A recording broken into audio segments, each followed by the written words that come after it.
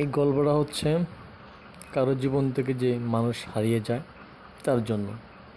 আল্লাহ পাক একটা পাখি অনেক কষ্ট করে বাসা বেঁধেছিলেন। পাখি আল্লাহকে বলল, হে আল্লাহ, আমি অনেক কষ্ট করে বাসাটা বেঁধেছিলাম, কেন তুমি উড়িয়ে দিলে? আল্লাহ উত্তর দিল, তোমার বাসায় একটি সাপ বিষাক্ত ঢুকেছিল তোমাকে খাওয়ার জন্য, তাই আমি ওই মুহূর্তে তোমাকে বাঁচাই দিলাম তোমার বাসাটা ভেঙে দিয়ে। তেমনি যে কিছু কাল সাপ আপনাদের ঘরে যায় বসে যে আপনাকে ধ্বংস করার জন্য, ওই ক্ষেত্রে ওই কাল সাপগুলো আপনার সংসার থেকে আল্লাহ পাক সরাই দেয়, যেন আপনার সংসারটা ধ্বংস না হয়। ঠিক এটা বাস্তব প্রমাণ আমি নিজেই পেয়েছিলাম।